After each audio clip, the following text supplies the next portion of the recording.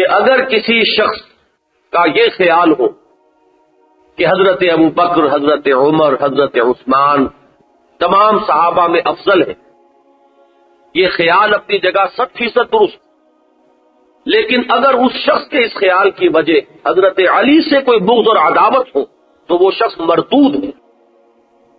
اسی طریقے سے اگر کوئی شخص حضرت ابو بکر، حضرت عمر، حضرت عثمان رضی اللہ تعالی عنہم کو کوئی برے ناموں سے یاد کرے، کوئی تبرہ کرتا ہے، گالیاں دیتا ہے، وہ حضرت علی کی محبت کو صرف آڑ بنا رہا ہے، وہ حقیقت میں حضرت علی رضی اللہ تعالی عنہ کا محبت کرنے والا نہیں ہے۔ اگر ہوتا تو کبھی ممکن نہیں تھا کہ وہ اصحاب ثلاثہ کے ساتھ کوئی بغض اور عداوت کر سکے۔ اصل میں یہ آگ ہے کہ جو ایک سازشی ذہن نے بھڑکائی اور وہ بھڑکتی چلی آئی، تو ضرورت اس بات کی ہے کہ اس سازشی ذہن کی نشاندہی کی جائے، اصل دشمن کو پہچانا جائے، تاکہ دونوں طرف سے جو انتہا پسند قسم کے لوگ ہیں ان کی جو غلطی ہے وہ آشکارا ہو جائے۔ تو اصل میں مقصد یہ ہے، نیت یہ ہے، یہ نہیں ہے کہ خام خواہ کسی بھی اختلاف کو ہوا دے۔ میں نے پچھلی مرتبہ عرض کیا تھا کہ یہ سارا فساد جو امت کے اندر پیدا ہوا ہے یہ اصل میں یہود کے سازشی ذہن کا نتیجہ ہے، ان کے عداوت اور بغض کا بس ہے، ایک بڑی گہری سازش، بڑی گہری چال جو نبی اکرم صلی اللہ علیہ وسلم کی نبوت و رسالت اور دین محمد علیہ الصلوۃ والسلام کے خلاف یہود نے تیار کی، یہ اسی سازش کے شاخسانے ہیں، یہ اسی کے مظاہر ہیں، یہ اسی کے نتائج ہیں کہ جو آج ہمارے سامنے۔ میں اس سلسلے میں ایک بات عرض کر دوں، مبادا کسی کو یہ خیال ہو کہ کیا کسی ایک قوم کی سازش جو ہے وہ اتنی گہری بھی ہو سکتی ہے۔ علامہ اقبال نے جو بات کہی تھی آج سے 50 سال پہلے، نصف صدی بیشتر، فرنگ کی رگے جہاں پنجے یہود میں ہے، ان کا یہ مشاہدہ تھا، ایکوٹی آف ویژن، مشاہدے کی واقعتاً یہ گہرائی ہے کہ انہوں نے اس وقت یہ بات سمجھ لی تھی کہ یورپ کی پوری فضا پر، ان کی ساری سیاست پر، ان کی تمام قومی پالیسیوں پر اس وقت یہود کی سازش کی چھاپ لگی۔ جرمنی میں احساس ہوا، ہٹلر نے پہچانا کہ یہ کتنی بڑی سازش ہے، کس طریقے سے یہ ہماری معیشت کے اوپر چھائے ہوئے ہیں، کس طرح یہ ہماری سیاست پر اثر انداز ہوتے ہیں۔ آخر کوئی سبب تھا کہ وہ انتقام کی آگ اس قدر زبردست بھڑکی ہے ہٹلر کے دل میں اور پوری جرمن قوم کے دل میں، جس کے نتیجے میں اتنے بڑے پیمانے پر کچھ تو خون ہوا ہے۔ وہ ہولوکاسٹ کے جس کو یہودی اس وقت اپنی مظلومیت کی ایک علامت بنائے، امریکہ میں جب بھی کبھی یہودیوں کے خلاف ذرا سی کوئی آواز اٹھتی ہے اور کوئی شعور بیدار ہونے لگتا ہے کہ یہ ہمارے ساتھ کیا کر رہے ہیں، وہ فوراً وہ ہولوکاسٹ نامی پکچر دکھانا شروع کر دیتے تاکہ وہ مظلومیت کا ایک لبادہ پھر ان کے اوپر آ جائے۔ یہ تو پہلے ہی مری ہوئی پٹی ہوئی قوم ہے، اب ان پر کوئی کیا ہاتھ اٹھائے یا ان سے کوئی کیا بدلہ لے یا ان کو کیا برا کہنا ہے، مرتے کو مارے شاہ مدار۔ یہ احساس ہے کہ جس کے تلے وہ پناہ لیتے ہیں اور یہی ان کے بچاؤ کا ذریعہ بن جاتا۔ آپ نے ابھی دیکھا امریکہ میں انتخابات ہوئے، کارٹر نے ذرا سی کچھ ہمت کی تھی یہود کے پنجے سے نکلنے، تھوڑا سا اس شخص نے اسرائیل کو کچھ مجبور کیا تھا کہ جھکے، کچھ تھوڑی سی اس کی پالیسی جو ہے وہ معقولیت کی طرف آئی، اس لیے کہ آج تک اسرائیل نے امریکن پبلک اوپینین کے سامنے جو مظلومیت کا اپنا لبادہ اوڑے رکھا ہے وہ یہ تھا کہ ہمیں تسلیم نہیں کیا جاتا، عرب ہمیں ماننے کو تیار، وہ ہماری ایگزسٹنسی کو گوارا کرنے کو تیار نہیں، لہذا ہم مجبور ہیں یہ سارا کچھ اپنی حفاظت کے لیے، اپنی مدافعت کے لیے مجبور ہے کہ یہ ساری طرز عمل ہم اختیار کریں۔ سادات اس سے آپ اختلاف کریں یا اتفاق کریں، میرا اس وقت وہ موضوع نہیں ہے۔ سادات نے جو کچھ کیا اس نے در حقیقت ان کی اس دلیل کو ختم کر دیا۔ اب اگر ایک اتنا بڑا ملک عرب ممالک میں سے تمہیں ریکگنائز کرنے پر تیار ہو گیا ہے تو اب تمہارے پاس کون سی بنیاد ہے کہ پھر بھی تم معقولیت کی روش اختیار نہیں کرتے؟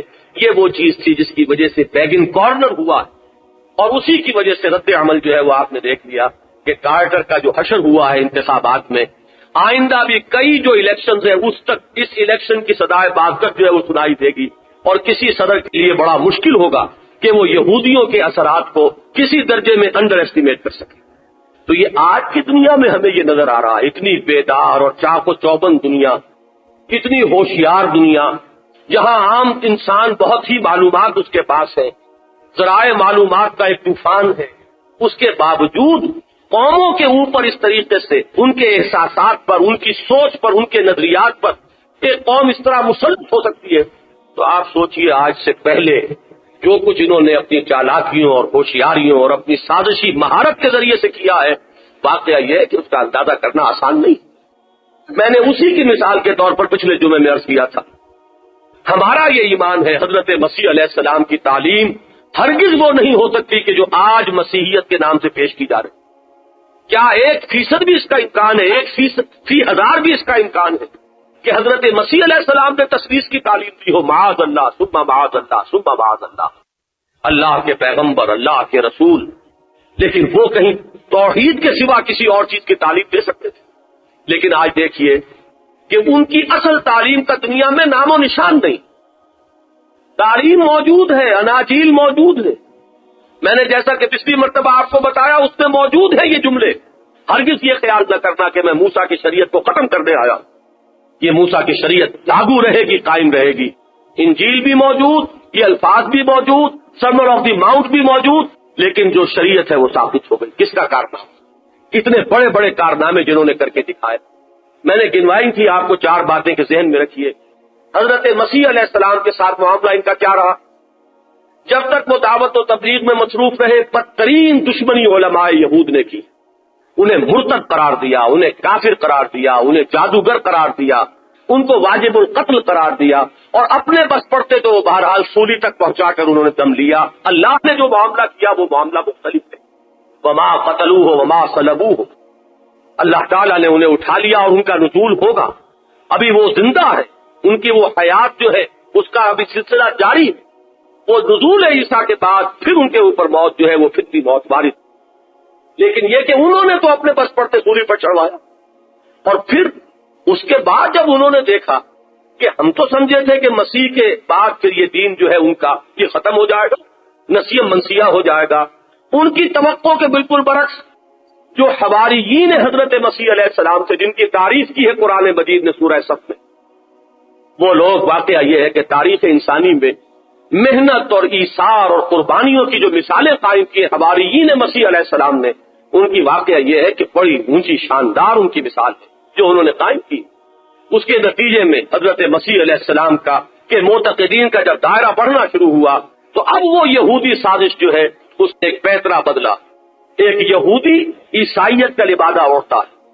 پال جو اپنے حضرت مسیح علیہ السلام کے اس حیات عرضی کے دوران اس وقت تک تو وہ شدید دشمن تھا، لیکن اس کے بعد جب دیکھا کہ یہ تو معاملہ جو ہے یہ مشت خاک تو ایک بڑی آندھی بنا چاہتی ہے، تو اب اس نے پیترا بدلا۔ اس نے کچھ خواب اپنے سنانے شروع کیے، حضرت مسیح علیہ السلام کی طرف سے مجھے بشارتیں ملی ہے، میں اب مسیحیت اختیار کرتا ہوں۔ اندر سے سیبوٹاج کیا، اندر آ کر اس پورے دین کا وہ حلیہ بگاڑا کہ آج وہ اصل دین مسیح علیہ السلام کہیں بھی موجود۔ اب وہ توحید تثلیث میں بدل گئی۔ جب اللہ کے رسول کو تو آپ نے خدا بنا دیا، رسول کی جگہ خالی ہوئی تو خود رسول بن گئے۔ پال بھی رسول، دوسرے حواریین بھی رسول، اب یہ سب کے سب رسول۔ آخرت کے عقیدے کو ختم کیا کفارے کے عقیدے سے۔ جو بھی مسیح کو مان لے اس کے تمام گناہوں کی طرف سے پیش کی کفارہ حضرت مسیح بن چکے، معاذ اللہ ثم معاذ اللہ۔ ایک ایک چیز کی چڑھتا، شریعت موسوی ہم پر لاگو نہیں ہے، شریعت موسوی ختم ہو گئی، اور دنیا میں وہ تماشا جیسا کہ میں نے عرض کیا موجود ہے۔ انجیل کے قائل ہیں، انجیل موجود ہے، انجیل میں سرمن آف دی ماؤنٹ موجود ہے، حضرت مسیح کے وہ جملے بھی موجود ہیں، اور اس کے باوجود شریعت موسوی ثابت ہے۔ اور سولی کے واقعے پہ ایک بڑا حسنیہ سا بنا کر، ایک جذباتی سی چیز بنا کر لوگوں کے لیے صرف ایک جذباتی کیفیت، ایک جذباتی لگاؤ پیدا کر دیا گیا۔ بس وہی نشان ہے، سینے پر ہے تو صلیب کا نشان ہے، پوپ صاحب جا رہے ہیں تو ان کے ہاتھ میں عصا ہے تو وہ صلیب کی شکل کا ہے، ان کے بٹن ہے تو صلیب کی شکل کے ہے، ان کے سارے آفتاب پر وہ جو علامہ اقبال نے کہا تھا کہ ہند کے صورت گرو افسانہ، شاعر و افسانہ نویس، بیچاروں کے اعصاب پہ عورت ہے سوار، تو اس پورے مذہب کے اندر وہ ایک صلیب ہے جو اعصاب کے اوپر سوار ہو گئی۔ ان کی عقل، ان کی سوچ، ان کے شعور، ان کے اعتقادات کل کا کل دین جو ہے وہ سلیم ہے. یہ ہے در حقیقت وہ سازش کہ جذباتی ایک فدا بنا کر اور سلیم دیے جانے کے واقعے کو نمایاں کر کے بس لوگوں کے احساسات کے اوپر اس کی چھاپ ہو جائے. اپنا کوئی کچھ اور سوچے گا. جذبات اور پیشن جب ابھرتے ہیں تو عقل بہرحال اس کے اندر ان کے پیچھے جو ہے دب جاتی ہے. وہ صورتحال ہے جو دین مسیح کا جو حلیہ بگاڑا ہے. میں نے پچھلی مرتبہ بھی کہا تھا اور میں دعا کر رہا ہوں اللہ تعالیٰ اس شخص کو اس کلمہ حق کہنے کی وجہ سے اسلام کی نعمت عطا فرما دے, ایمان کی دولت عطا فرمائے. اس نے ہارٹ نے بڑے واضح الفاظ میں لکھا ہے کہ جہاں تک حضرت مسیح علیہ السلام کی زندگی کا تعلق ہے اس وقت تک مسیحیت کی حیثیت یہودیوں کے ایک فرقے اور یہودی مذہب کے ایک شاخ سے زیادہ نہیں تھی. یہ پال نے اسے ایک بالکل جداگانہ مذہب بنایا. یہ مذہب جو اس وقت کرسچینٹی کے نام سے موسوم ہے اصل میں کرسچینٹی نہیں ہے, یہ پالزم ہے. یہ پال کا مذہب ہے. حضرت مسیح علیہ السلام کی طرف اس کی نسبت غلط. اتنا بڑا قول حق ہے.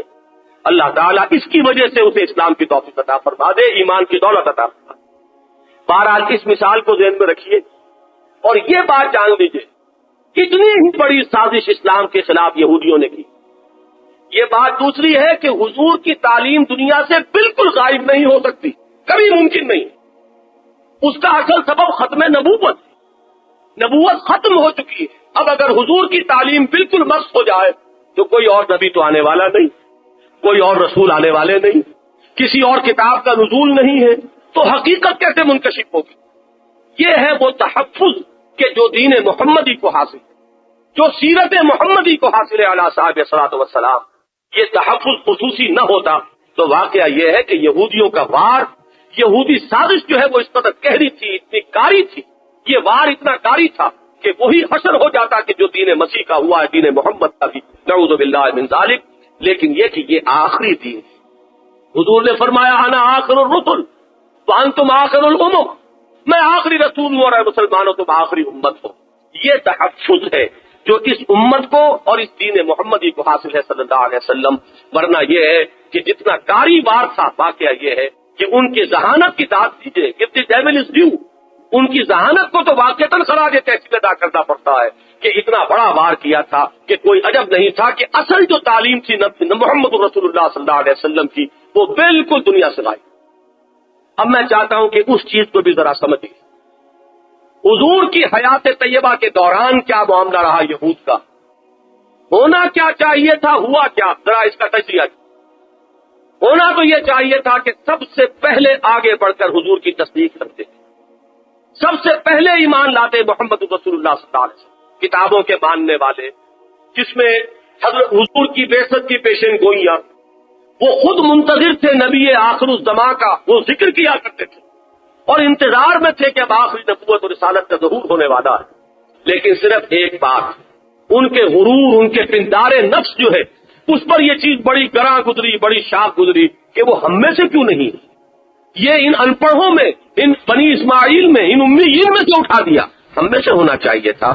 ہم میں بڑے بڑے علماء, بڑے بڑے فقہا, بڑے بڑے یہاں پر جو ہے مفتی موجود ہیں, بڑے بڑے کتاب کا علم رکھنے والے موجود ہیں, ان میں سے کوئی چنا جاتا. یہ وہاں بنی اسماعیل میں یہ نعمت کیوں چلی گئی؟ یہ حسد, یہ بغض, یہ عداوت اور یہ تکبر نفس تھا جو آڑے آ گیا. جن کو سب سے پہلے آگے بڑھ کر تصدیق کرنی چاہیے تھی وہی سب سے بڑھ کر دشمن. چنانچہ میں نے جو آیت آپ کو آج سنائی ہے سورہ مائدہ کی, قرآن مجید گواہی دے رہا ہے لَتَجِدَنَّ أَشَدَّ النَّاسِ عَدَاوَةً لِلَّذِينَ آمَنُوا الْيَهُودَ وَالَّذِينَ أَشْرَكُوا. تم دنیا میں اگر جائزہ لوگے اہل ایمان کی دشمنی میں سب سے بڑھ کر کون ہے, سب سے زیادہ سخت کون ہے, عداوت اہل ایمان کے لیے سب سے زیادہ کن کے دلوں میں ہے تو وہ یہودی ہے اور مشرک. بمقابلہ عیسائیوں کے اس وقت بھی حضرت مسیح علیہ السلام کے نام لیواؤں میں آج وہ طبقہ بالکل ختم ہو چکا ہے. لیکن قرآن مجید کے نزول کے زمانے تک, حضور کی حیات طیبہ کے زمانے تک ابھی کچھ لوگ ان میں موجود تھے کہ جو صحیح دین مسیح پر کاربند تھے اور جن کے اندر وہ ساری گندگیاں ابھی پیدا نہیں ہوئی تھی, اس وقت تک تھے. لیکن یہ کہ رفتہ رفتہ ان کا بالکل خاتمہ ہو گیا ہے. ان کی طرف قرآن نے اشارہ کیا ہے, ذالک بأن فیہم قسیسین و رہبانا, ان میں قسیسین ہیں, ان میں رہبان ہیں, ان میں بڑے عابد و زاہد لوگ موجود ہیں, بڑے خدا ترس لوگ موجود ہیں. ان میں وہ لوگ بھی ہیں کہ جنہوں نے جیسے ہی قرآن مجید کی تلاوت سنی وَإِذَا سَمِعُوا مَا أُنزِلَ إِلَى الرَّسُولِ تَرَىٰ أَعْيُنَهُمْ تَفِيضُ مِنَ الدَّمْعِ مِمَّا عَرَفُوا مِنَ الْحَقِّ، ان کی نگاہوں سے آنسوؤں کی ندیاں جاری ہو گئیں اور وہ فوراً پکار اٹھے ربنا آمنا فاکتبنا مع الشاہدین۔ ان کے برعکس یہودیوں کا معاملہ یہ ہے وَلَتَجِدَنَّ أَشَدَّ النَّاسِ عَدَاوَةً لِلَّذِينَ آمَنُوا الْيَهُودُ وَالَّذِينَ أَشْرَكُوا، سب سے بڑھ کر دشمنی ہے۔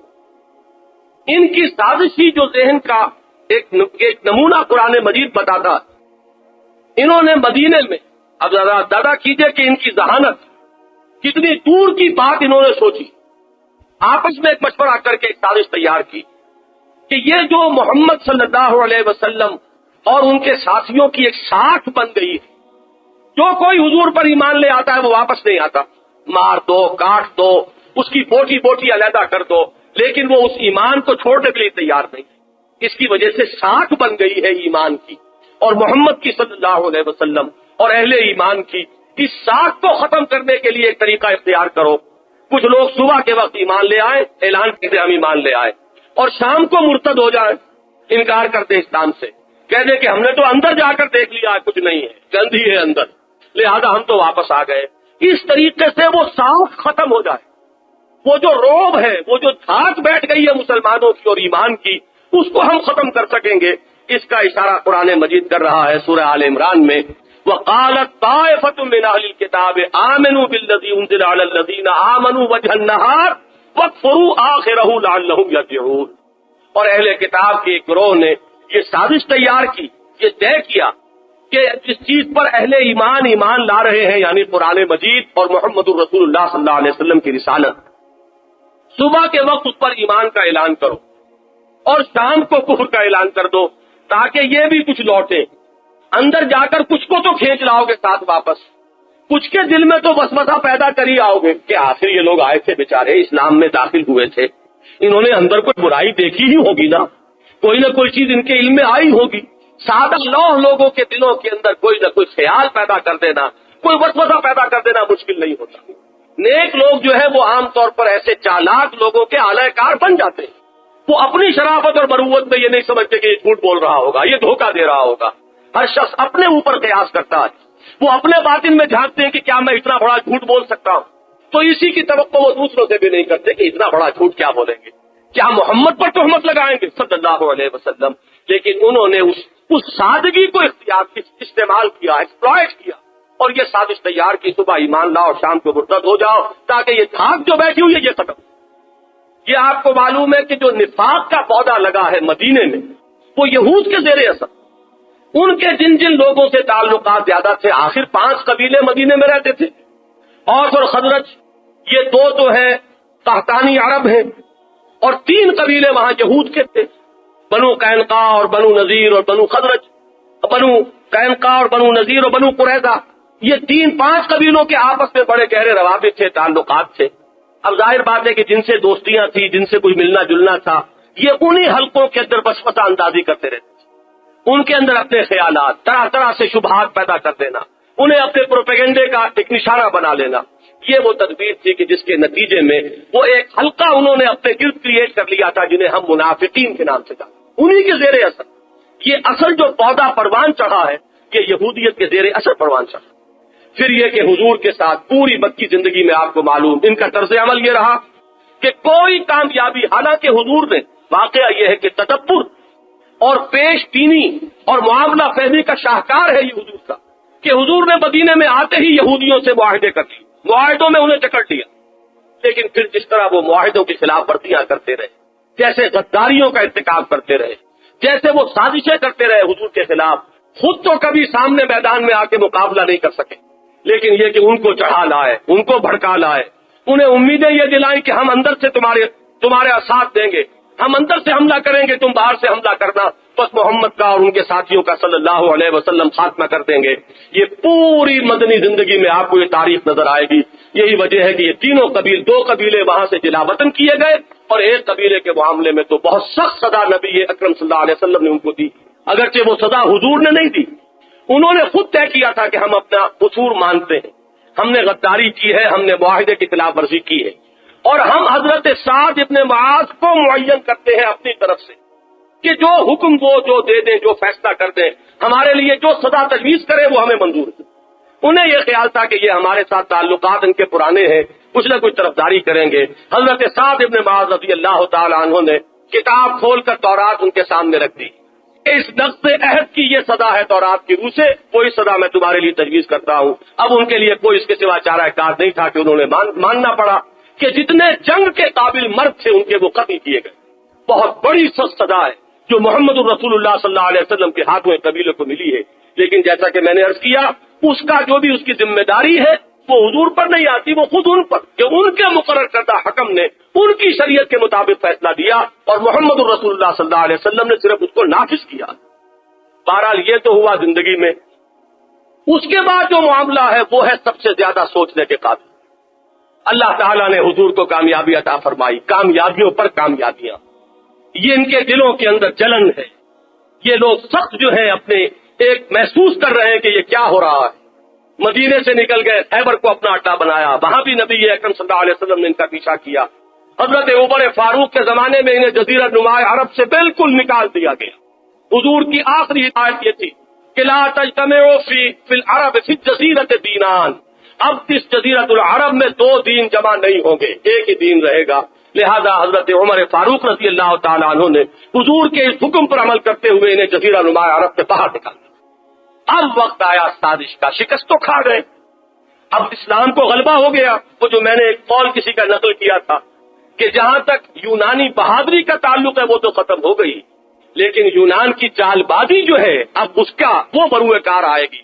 تو یہودیوں کی بہادری سے تو وہ کوئی اپنا کام نہ کر سکے اور حضور کا راستہ نہ روک سکے، لیکن پھر چال بازی ان کی وہ جو سازشی ذہن ہے اس کی کار فرمائی دیکھیے۔ بالکل جس طرح پول نے حملہ کیا، اندر سے سیبوٹاج، دین کے اندر داخل ہو کر اس کا حلیہ بگاڑو، اس کی تعلیمات کو مسخ کرو، اس دین کا جو یہ داخلی سیبوٹاج کا معاملہ ہے، اب یہی ہمارے لیے واحد چارہ کار رہ گیا ہے۔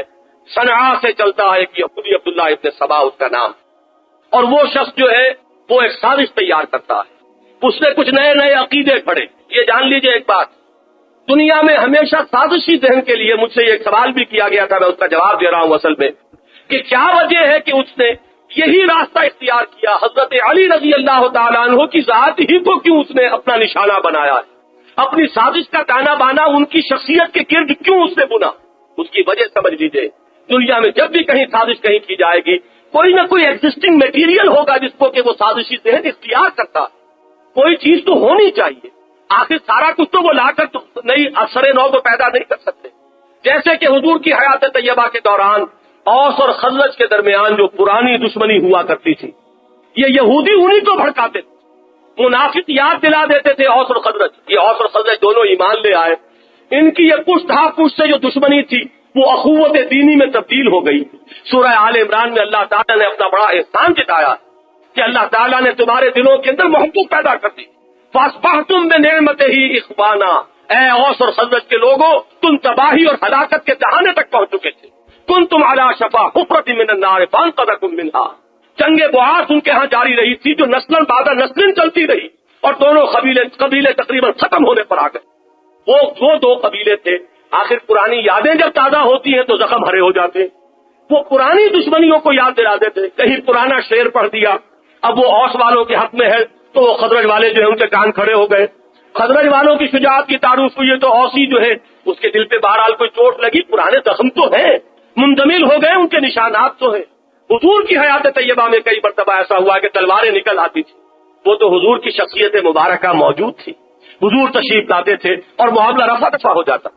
اسی طرح کا ایک معاملہ انہوں نے تاکا، اب یہ ہے ذہانت، اس نے دیکھا کہ ایک معاملہ یہاں ہے، اس معاملے کو ہم ہوا دے سکتے ہیں۔ بنو امیہ اور بنو ہاشم کی بھی ایک پرانی اسی طرح کی مسابقت چلی آ رہی، دشمنی نہیں تھی معاذ اللہ، اس طرح کی دشمنی جیسی اوس اور خزرج میں تھی یہ بنو امیہ اور بنو ہاشم میں نہیں تھی، ایک مسابقت تھی۔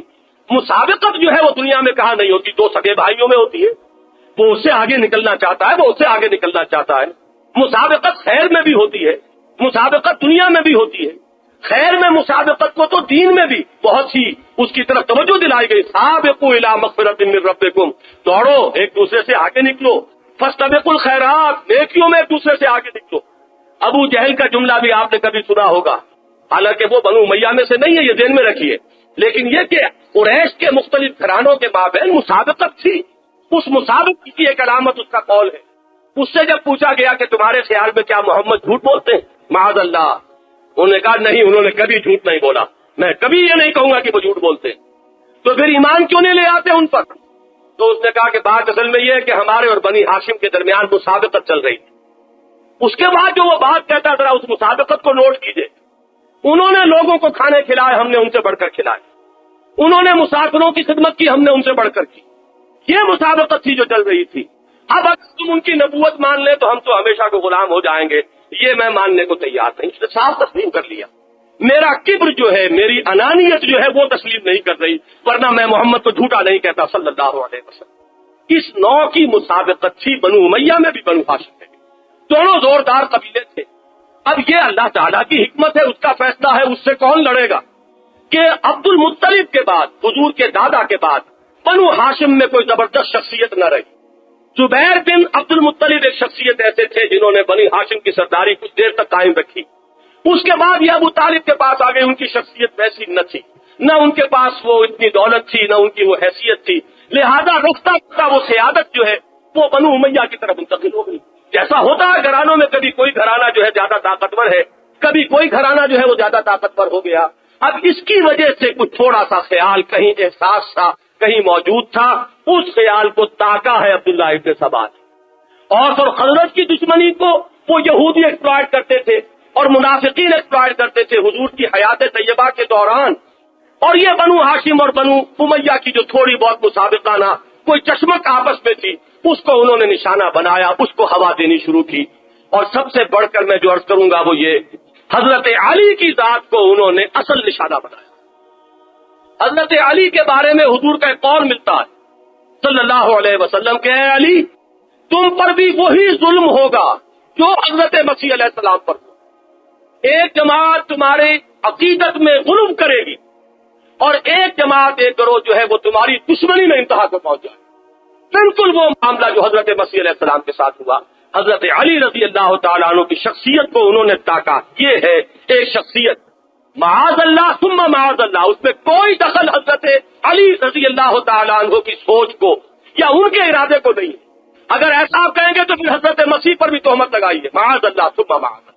حضرت مسیح کے بارے میں جو کچھ کہا یہودیوں نے کہا، حضرت مسیح کا جو قول ہوگا قیامت کے دن وہ سورہ مائدہ کے آخر میں پڑھ لیجیے، پروردگار میں کیسے کہہ سکتا تھا کہ مجھے بھی الہ بنا لو، میں نے تو وہی کچھ کہا تھا کہ اللہ کی بندگی کرو جو میرا بھی رب ہے اور تمہارا بھی رب ہے۔ یہ ان بدبختوں نے یہ عقائد خود گھڑے ہیں، مجھ پر ان کی ذمہ داری نہیں۔ یہی معاملہ انہوں نے حضرت علی کے ساتھ کیا۔ حضرت علی کے بارے میں ایک خیال پھیلانا شروع کیا، یہ خدا ہے، یہ اوتار ہے، خدا اصل میں ان کی صورت میں ظاہر ہو گیا، ان میں حلول کر گیا ہے، یہ اللہ ہے اصل میں جس نے تجسم اور مجسم ہو کر ایک صورت انسانی اختیار کر لی ہے۔ گویا کہ وہاں سوچئے ذرا، وہاں اللہ کے ایک جلیل القدر پیغمبر کو خدائی میں شریک کیا گیا اور زیادہ سے زیادہ ایک تہائی خدا بنایا گیا۔ تثلیث میں کا ایک، تین اقانیم میں کا ایک اقنوم حضرت مسیح علیہ السلام کو بنایا گیا۔ یہاں حضرت علی رضی اللہ تعالیٰ عنہ کو جو رسول نہیں ہے، ایک امتی ہے، ان کو اٹھا کر خود خدا بنا دیا گیا، یہ اللہ ہے۔ اور یہ آپ دیکھیں گے علامہ کشی ایک بہت بڑے ماہر رجال، ان کی کتاب جو ہے رجال کشی، ہمارے جو اہل تشیع حضرات ہیں ان کے ہاں رجال کی سب سے مستند کتاب ہوئی، اس میں سیدنا محمد باقر رحمہ اللہ جو ان کے 12 اماموں میں سے ایک امام ہے، میں لفظ امام استعمال نہیں کیا کرتا اس لیے کہ یہ در حقیقت ہمارے نقطۂ نظر کے خلاف ہے، ہم تو حضرت کہیں گے، حضرت حسین، حضرت حسن، حضرت علی، حضرت ابو بکر، حضرت عمر، یہ جو دوسری اصطلاح ہے یہ بالکل ایک عقیدے کا فرق ہے، یہ اس کو استعمال کرتے ہیں اس لفظ کو اپنے عقیدے کے تحت، ہمارے نزدیک وہ معاملہ نہیں ہے۔ حضرت باقر رحمہ اللہ، محمد باقر، ان کا یہ قول رجال کشی کے اندر موجود ہے کہ اس عبداللہ ابن سبا نے کان یزعم کان یدعی النبوۃ لنفسہ، خود تو وہ اپنے آپ کو نبی قرار دیتا تھا، بالکل جیسے پال نے اپنے آپ کو تو رسول قرار دیا، حضرت مسیح کو خدائی میں شریک کر دیا، انہیں اوپر اٹھایا تو جو جگہ خالی ہوئی اس پر خود بیٹھ گیا۔ ہی وہی معاملہ عبداللہ ابن سبا نے کیا کہ خود کو وہ نبی اور رسول کہتا تھا، اور مزید اس نے حضرت سلمان فارسی کے بارے میں بھی مشہور کیا، یہ بھی نبی ہے، یہ بھی رسول ہے، اور باقی حضرت علی وہ تو اللہ ہے، وہ تو خود اللہ ہے جس نے یہ شکل اختیار کر لی۔ اس کتاب میں یہ موجود ہے، صفحہ 70 پر اس کا حوالہ دیکھیے گا کہ اس کے اندر یہ موجود ہے۔ حضرت علی کو جب خبر ہوئی بلایا اور اس شخص سے بات پوچھ کی کیا تم یہ کہتے ہو؟ اس نے کہا ہاں میں یہ کہتا ہوں، میرا یہ عقیدہ ہے۔ حضرت علی نے 3 دن تک اسے قید میں رکھا، پھر بلایا، پھر طلب کیا، پھر پوچھا تم رجوع کرتے ہو کہ نہیں اس کفر سے؟ اس نے کہا نہیں، میں گواہی دیتا ہوں تم اللہ ہو۔ حضرت علی نے اس کو جلوا دیا، لیکن یہ کہ یہ آگ پھیل چکی تھی۔ اس سے پہلے وہ یہ خیال بہت سے لوگوں کے دلوں میں ڈال چکا تھا، ایک شخصیت پرستی کا ایک حیولہ تیار ہو چکا تھا، توحید کے حرم میں نقب لگائی جا چکی تھی، اور ایک انسان پرستی کا جذبہ جو ہے پیدا کیا جا چکا تھا۔ آج آپ دیکھیے وہ سازش کہاں سے کہاں تک پہنچی ہے۔ ہمارے جہلا کی زبانوں پر یا علی مدد، وہ جن کو تعلیم یہ دی گئی ہو کہ خدا کو پکارو، جب بھی تمہیں پکارنا ہو اللہ کو پکارو، لا تدعوا مع اللہ احدا، اللہ کے سوا کسی کو مت پکارو۔ یہی تو توحید ہے، یہی تو تعلیم دینے محمد الرسول اللہ آئے تھے صلی اللہ علیہ وسلم، لیکن بالکل بے سمجھے بوجھے غیر شعوری طور پر۔ اسی کو کہتے ہیں سازش کا کمال۔ وہ آپ کی سوچ سے نہیں، وہ کہیں وہ کسی بیک ڈور سے، کہیں وہ کسی چور دروازے سے آپ کے ذہن میں کچھ چیزیں داخل کر دیتے، اس کے آپ کی سوچ کو اس میں دخل نہیں ہوتا، غور و فکر کر کے آپ اسے اختیار نہیں کرتے، بلکہ کہیں وہ سازشی طور پر وہ چیزیں آپ کے ذہنوں میں بٹھا دی جاتی ہیں۔ آج ہمارے جہلا، ہمارے عوام، نہ معلوم کتنے نیک نیت لوگ ہیں جنہیں کچھ پتہ نہیں کیا کہہ رہے ہیں، کتنا بڑا شرکیہ جملہ ہے جو زبان سے نکل رہا ہے۔ ہر جگہ پر میدان میں جہاں کہیں نعرہ لگے گا مسلمان جو ہے وہ مدد مانگے گا تو یا علی مدد وہ پکار رہا ہے، اور علی مشکل کشا ہے، مشکل کشا اللہ کے سوا کوئی نہیں۔ یہی تو تعلیم دینے آئے تھے محمد رسول اللہ صلی اللہ علیہ وسلم، لیکن اس تعلیم کو کیسے ختم کیا گیا۔ اور یہ معاملہ میں عرض کر دوں، یہ کوئی اہل تشیع کا نہیں ہے، یہ تو میں سنیوں کی بات کر رہا ہوں، یہ تو وہ سنی عوام ہے جن کے زبانوں کے اوپر یہ نعرے چڑھ گئے، علی مشکل کشا ہے اور علی سے مدد مانگی جا رہی ہے۔ اور ہمارے ہاں شاعرانہ وہ جو انداز کچھ ہمارے شعراء نے، جن کو میں کہوں جوہلا کہوں تو غلط نہ ہوگا، حضور کے بارے میں بھی کہا کہ وہی جو مستوی عرش تھا خدا ہو کر، اتر پڑا وہ مدینے میں مصطفیٰ ہو کر، انا للہ و انا الیہ راجعون۔ انکارنیشن کسے کہتے ہیں؟ حلول کا عقیدہ کیا ہے؟ کرشن جی مہاراج کے بارے میں ہندوؤں نے اس سے بڑھ کر اور کیا کہا ہے؟ یہی تو تصورات تھے جن کی نفی کے لیے یہ دین توحید آیا تھا، لیکن یہی چیزیں آپ کو حضرت علی کے بارے میں مل جائیں گی۔ کسی نے ایسے ہی بے سمجھی میں کہہ دیا ہے، گرچہ خدا کی ذات نہیں ہے علی کی ذات، لیکن نہیں ہے ذات خدا سے جدا علی۔ اب ایک شعر ہے، ایک کہہ دیا گیا ہے، لیکن سننے والوں کے اوپر کیا اثر پڑے گا؟ عام شخص جب اس کو سنے گا، پڑھے گا تو اس کا ذہن جو ہے وہ کدھر جائے گا؟ یا غالب جیسا شخص جو ہے کس قدر ہوشیاری کے ساتھ وہ، اور کس قدر یعنی یوں کہیے کہ الفاظ کے ساتھ کھیل رہا ہے، لیکن وہ عقیدہ جو ہے وہ دے گیا ہے کہ مشغول حق ہوں بندگی بوتراب میں۔ حضرت علی کی کنیت ہے بوتراب، حضور کی دی ہوئی، تو میں تو بندگی بوتراب کی کر رہا ہوں، اور جب بوتراب کی بندگی کر رہا ہوں تو مشغول حق ہوں بندگی بوتراب میں۔ وہی ہما اس کا عقیدہ آ گیا، حضرت علی کی ذات اور خدا کی ذات کو فرق نہیں ہے، علی کی بندگی کرو اللہ کی بندگی ہو گئی۔ وہ چیزیں کہ جس کی جڑ کاٹنے آئے تھے محمد الرسول اللہ صلی اللہ علیہ وسلم، وہ یہودی سازش، وہ یہودی ہیلا گر، وہ روح مصدق کا بروز، نہ معلوم کس کس پہلوؤں سے وہ سازش جو ہے آ رہی ہے۔ اور بھی بہت سے عقائد انہوں نے ایجاد کیے، لیکن یہ ہے کہ ان کے بارے میں صرف اجمالی تذکرہ، صرف ایک جمعہ اور لوں گا آپ سے اس موضوع پر، تاکہ معلوم ہو کہ اصل میں یہ سازش کہاں سے آئی۔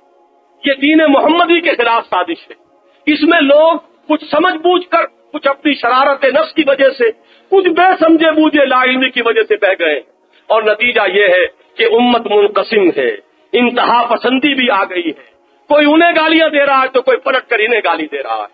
یہ صورتحال اب پیدا ہو چکی ہے، ہر عمل کا ایک رد عمل ہوتا ہے۔ وہ نیوٹن کے لاز جو ہے ان میں سے بڑا بنیادی قانون یاد ہوگا کہ یہ بھی ہے، to every action there is an equal and opposite reaction. نتیجہ نکلے گا اگر حضرت ابوبکر کو گالیاں دینے والے ہوں گے تو ایسے بھی بدبخت نکل آئیں گے جو حضرت علی کو گالی دیں گے، معاذ اللہ۔ لیکن یہ دونوں کس کا کام کر رہے ہیں؟ یہ عبداللہ ابن سبا کا کام کر رہے ہیں۔ یہ نہ ان کے محبت کرنے والے ہیں، نہ ان کے محبت کرنے والے ہیں۔